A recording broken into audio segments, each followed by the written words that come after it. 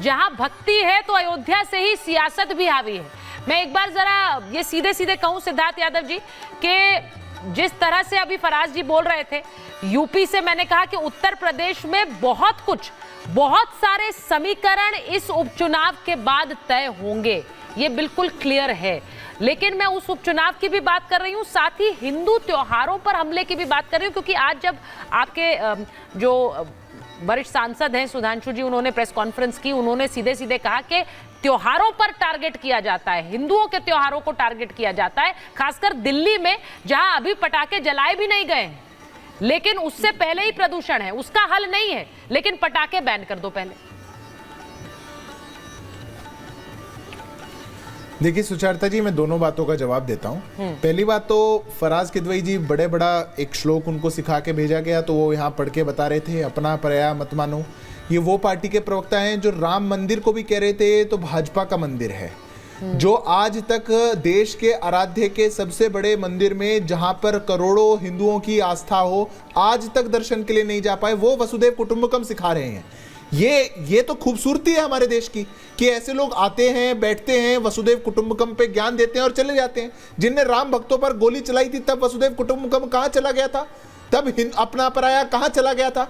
पर खैर छोड़िए, पुरानी बात हो जाएगी, फिर बहुत लंबी बात जाएगी और आपको कई चीजों का खराब लग जाएगा। पर आज एक सत्य तो बोलना चाहिए, अयोध्या के अंदर बड़ी खुशी इनको हुई है बताते हुए अयोध्या से जीत हुई। आप फैजाबाद जीते हैं, अयोध्या नहीं जीते। अयोध्या एक विधानसभा है, फैजाबाद लोकसभा में बहुत विधानसभाएं हैं। अयोध्या ने किसको मत दिया उत्तर प्रदेश की जनता जानती है।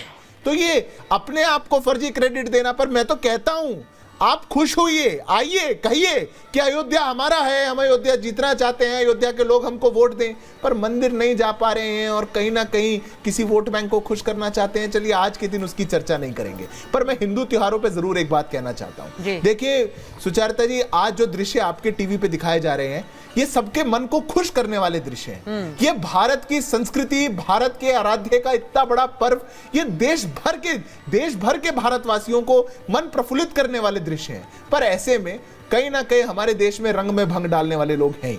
आज दिल्ली के अंदर 350 AQI हो चुका है।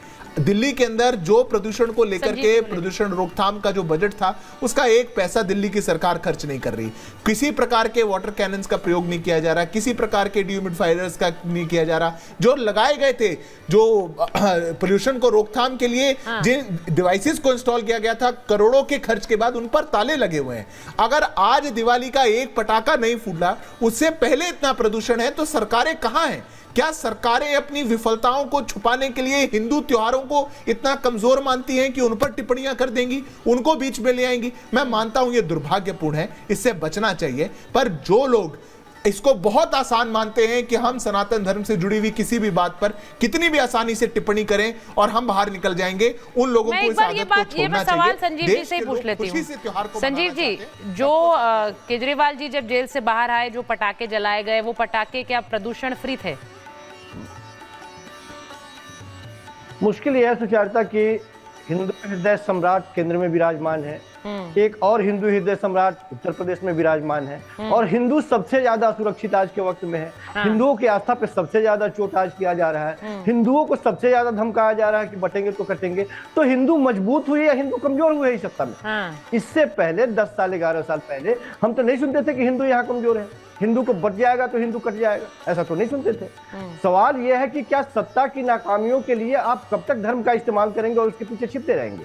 हमें कोई एतराज नहीं है, जितना मनोहारी दृश्य आपके स्क्रीन पे दिखाई दे रहा है, मेरा भी मन गदगद हो रहा है। लेकिन इससे आंकड़े बदल जाएंगे क्या कि 80 लाख लोगों को आप 5 किलो अनाज पे जिंदा, 80 करोड़ लोगों को 5 किलो अनाज पे आप जिंदा रख रहे हैं? ये हिंदुस्तान की तस्वीर है, इस तस्वीर को बदलिए ना। राम राज्य ऐसे आएगा? राम राज्य दिए जला देने से यदि आप सत्ता के सीट पर बैठे हुए लोग यदि ये बात सोचते हो तो ये गलत है। और आप दिया जलाने से नहीं आएगा, मतलब आपको लग रहा है कि दिए जलाना गलत है, दिए नहीं जलाने चाहिए थे? नहीं 25 लाख अगर 28 लाख दिए हुए, नहीं मैं इसलिए कह रही हूँ क्योंकि आपके जो सहयोगी हैं, कांग्रेस पार्टी के उत्तर प्रदेश के अध्यक्ष हैं अजय राय जी, वो कह रहे हैं एक ही दिया जला लेते, 28 लाख जलाने की क्या जरूरत थी? भक्ति तो उस एक दिए से भी होती है, मैं मानती हूँ, भक्ति तो बिना दिए जलाए भी है, बिना दिए जलाए भी है। लेकिन अगर भक्त अपने उत्सव को मना रहा है और उसे भव्यता से मनाना चाहता है, तो उस पर ये वाली टिप्पणियां कि एक ही जला लेते, 28 क्या करने थे? वही वाली बात है कि आप पटाखे क्यों जला रहे हैं, उससे क्या होता है? एक ये भक्त ऐसा भक्त है जो रेड कारपेट पे चलता है, हाँ। बड़े बड़े आलिशान और एसी वाले कमरे में रहता है, वो सत्ता के सिंहासन पर बैठता है। ये तो गलत और भक्त अपने राजनीतिक लाभ के लिए ये गलत है। आप भक्त की आस्था पर सवाल उठा दें। ये भक्त वो है जो रेड कारपेट पे चलता है, कैसी बातें कर रहे हैं आप? नहीं, आपको मैं बता दूं, मैंने कहा कि जो वहां पर दिए जला रहे हैं ना सर, आपको लग रहा है वो रेड कारपेट पे चलने वाले भक्त हैं जो अपनी दिवाली इसलिए रोशन करने अयोध्या गए हैं क्योंकि प्रभु श्री राम का उन्हें आशीर्वाद चाहिए। वो रेड कारपेट पे चलने वाले भक्त आप कहकर भक्तों का अपमान कर रहे हैं, मुझे ये लगता है। किसी भी भक्त का red carpet, green carpet, blue carpet मत करिए।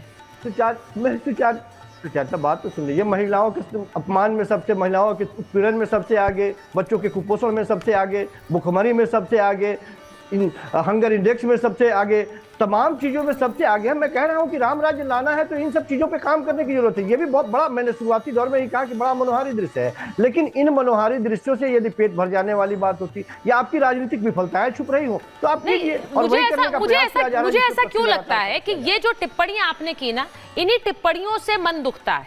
आप भक्त को भक्ति का स्केल तय कर दीजिए कि रेड कारपेट वाले हैं, ये तो वो भक्त हैं जो कि एसी रूम्स में रहते हैं। उसी तरह से आप दिवाली पे कैसे पटाखे जलाएं, पटाखों के लिए भी वो सीधे बोल देते हैं भाई।